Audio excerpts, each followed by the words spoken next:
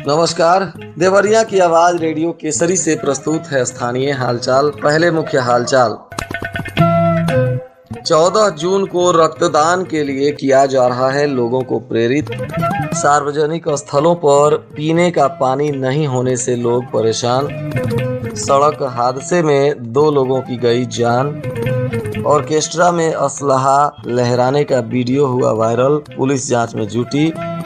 पानी में डूबकर एक युवक की हो गई मौत। स्थानीय हालचाल के इस अंक के साथ मैं अनिकेत मिश्र। अब हालचाल विस्तार से।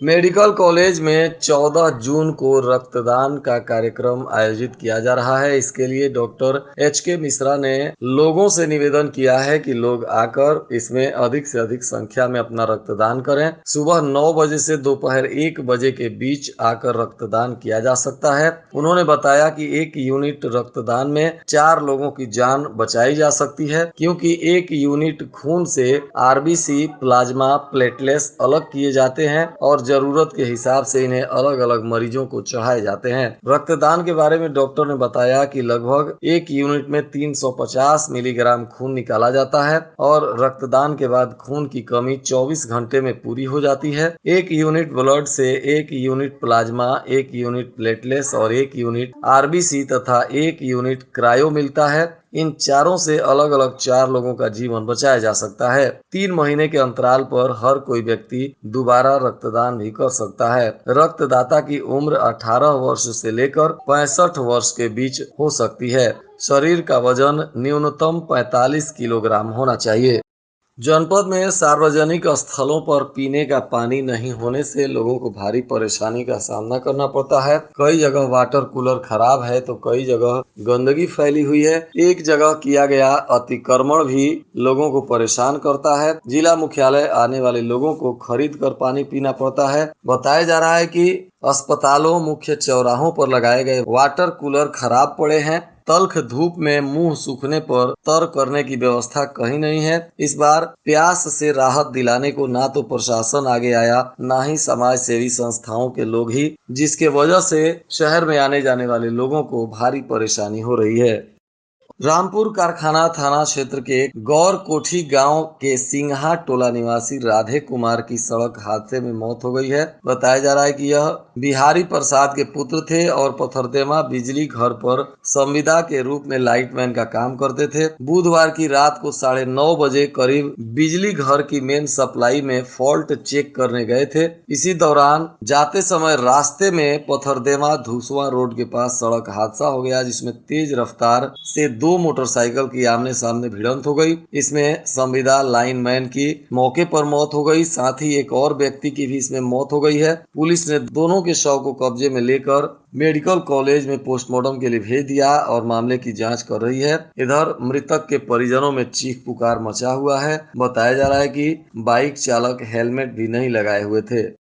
ऑर्केस्ट्रा में अवैध असलहा के साथ प्रदर्शन करते हुए एक युवक का वीडियो तेजी से सोशल मीडिया पर वायरल हो रहा है। वीडियो को एक व्यक्ति ने एक्स पोस्ट पर डालकर कोतवाली पुलिस की नाकामी को बताया है। हालांकि गांव वालों के मुताबिक यह वीडियो काफी दिन पहले का बताया जा रहा है। युवक पर पुलिस पहले भी कार्रवाई कर चुकी है। बताया जा रहा है कि कोतवाली थाना क्षेत्र के सोनहुला गाँव के एक युवक ऑर्केस्ट्रा में नर्तकी के सामने असलहा लेकर लहरा रहा था। कुछ देर बाद पीछे असलहा को रख लेता है। बाद में एक दूसरा युवक आता है और असलहा लेकर चला जाता है। यह वीडियो एक व्यक्ति ने एक्स पोस्ट पर डालकर पुलिस की कार्यशैली पर सवाल खड़ा किया है। हालांकि पुलिस अभी इस मामले की जांच पड़ताल कर रही है।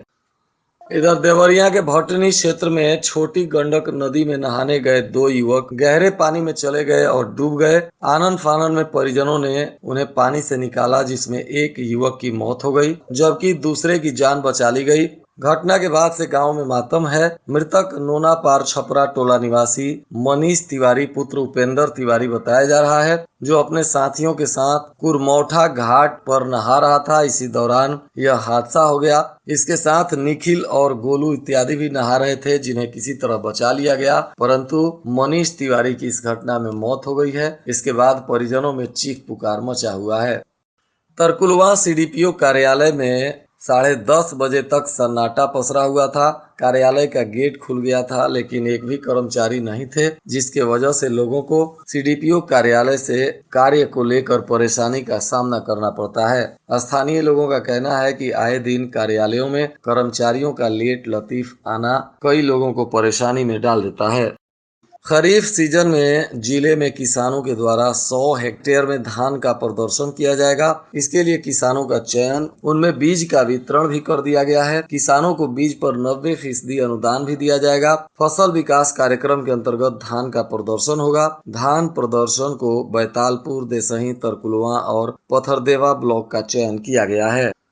लोकसभा विजय धन्यवाद यात्रा के दूसरे दिन सदर सांसद शशांक मणि त्रिपाठी पथरदेवा, रामपुर कारखाना और देवरिया विधानसभा क्षेत्र के दर्जनों स्थानों पर भ्रमण किए। इस दौरान उनका जगह जगह लोगों ने माल्यार्पण कर स्वागत किया। उन्होंने कहा कि विजय धन्यवाद यात्रा के क्रम में उन्होंने महुआडीह, बरवा, मीर छापर, तरकुलवा, पथरदेवा, बरियारपुर सहित कई गाँवों का दौरा किया है और लोगों का आभार व्यक्त किया। सुबह अपने आवास बरपार में भी लोगों की समस्याओं को वे लगातार सुन रहे हैं। उसके बाद क्षेत्र भ्रमण कर समस्याओं को भी जान रहे हैं तथा लोगों को धन्यवाद भी दे रहे हैं।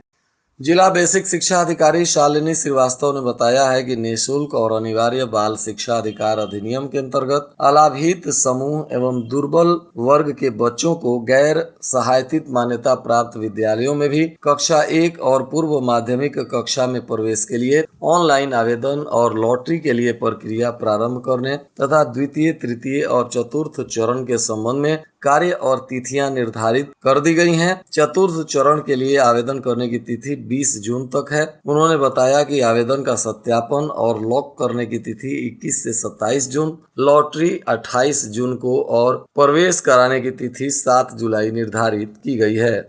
21वीं ओपन नेशनल ताइक्वांडो चैंपियनशिप का आयोजन 8 से 9 जून तक कानपुर के कचहरी हॉल में हुआ, जिसमें जिले के खिलाड़ियों ने 2 स्वर्ण और 1 रजत पदक हासिल किया है। विजयी खिलाड़ियों को शहर के SSBL इंटर कॉलेज में सम्मानित भी किया गया।